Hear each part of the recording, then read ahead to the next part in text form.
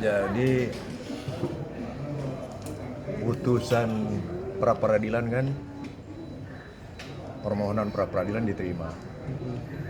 Yang perlu kita tahu bersama itu yang namanya pra peradilan itu hanya bersifat administratif. Tidak berarti menghilangkan perbuatan melawan hukumnya. Tidak berarti menghilangkan adanya kalau sekiranya ada kerugian keuangan negara.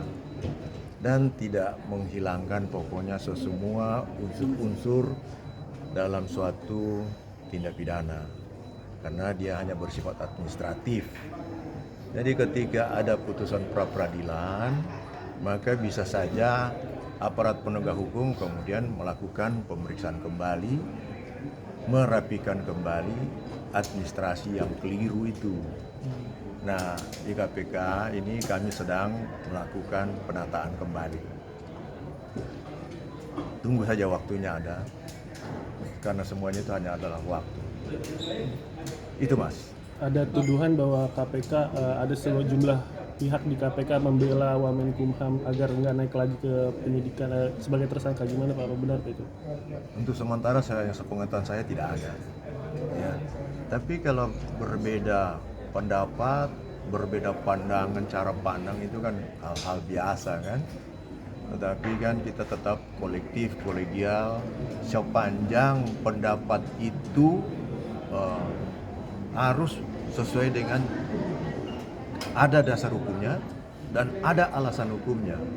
Dan alasan hukumnya itu harus yang rasio legis, rasio cara berpikir yang bersumber pada sumber-sumber hukum, tidak berdasarkan logika semata.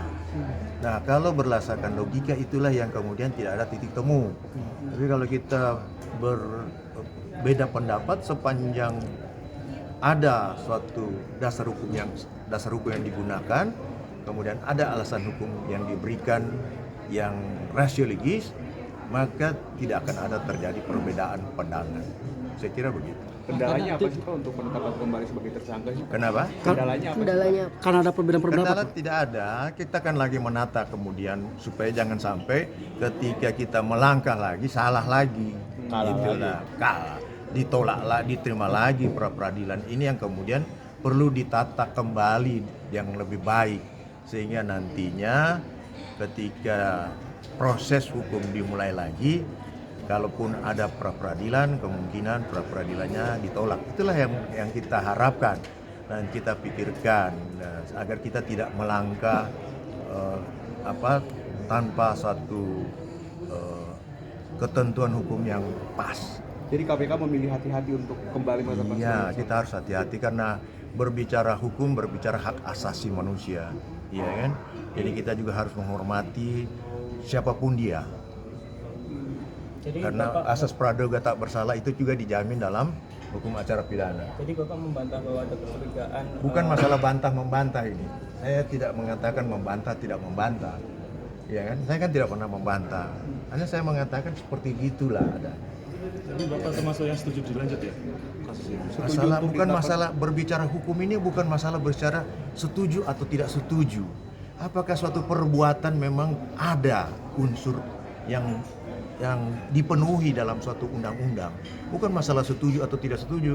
Kalau setuju tidak setuju kita rapat aja di DPR setuju gitu. Tapi kan kronologinya udah pernah diungkap Pak, udah jelas tuh perbuatan pidananya di kronologi yang diungkap oleh KPK.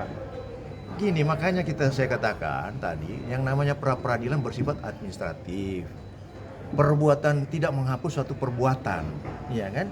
Nah, ini kita akan pelajari lagi sehingga nantinya kita tidak salah dalam menerapkan hukum ini ke depan.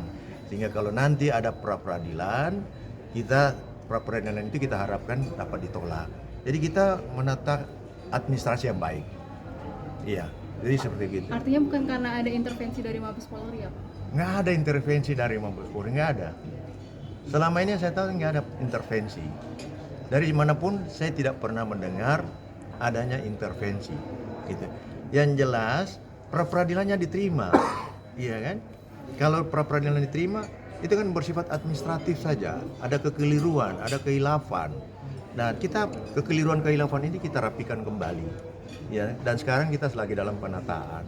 Kita lagi berdiskusi, tim penyidik, tim penyelidik, para pimpinan, deputi, para direktur, kita diskusi dengan baik semua. Tetapi diskusi ini yang saya katakan tadi, kita tidak asal diskusi, harus diskusi karena ini masalah hukum. Tentunya harus kita pada saat kita diskusi, apa dasar hukumnya kalau kamu mau ngomong seperti begitu? Apa alasan hukumnya kamu ngomong seperti begitu? Bukan alasan berlogika, tapi berpikir yang rasiologis. Rasio berpikir yang bersumber pada sumber-sumber hukum. Bukan cuma sekedar, oh menurut saya begini, tanpa ada dasar-dasar atau sumber-sumber hukum yang jelas. Begitu Pak, kira-kira. kalau di majalah Tempo, kalau di Ya itu majalah Tempo kan, bukan saya kan, bukan saya kamu. belum selesai nanya Pak. Iya. KPK belum Pak, tanya. jadi katanya yang nahan-nahan atau menghambat itu deputi sama dirlidik. Tidak Itu ada, dari itu Mabes Polri. kata siapa? Kata saya nggak ada. Untuk sementara saya katakan tadi, tidak ada yang saya tahu seperti hal-hal begitu. Begitu. Yang jelas kita sedang mempelajari dengan teliti dan cermat sebagaimana kata KUHP bahwa untuk menangani perkara pidana ini harus teliti dan cermat. Karena apa? Ini menyangkut hak asasi manusia. Iya kan? Jangan sampai penegak hukum salah menerapkan hukum yang kemudian merugikan orang lain. Kita harus kembali pada diri kita. Kalau kita juga diperlakukan begitu, terima nggak? Pasti kan nggak terima. Kalau teman-teman diperlakukan begitu, terima nggak? Pasti juga nggak terima. Inilah yang kita sedang melakukan penataan kembali dengan baik.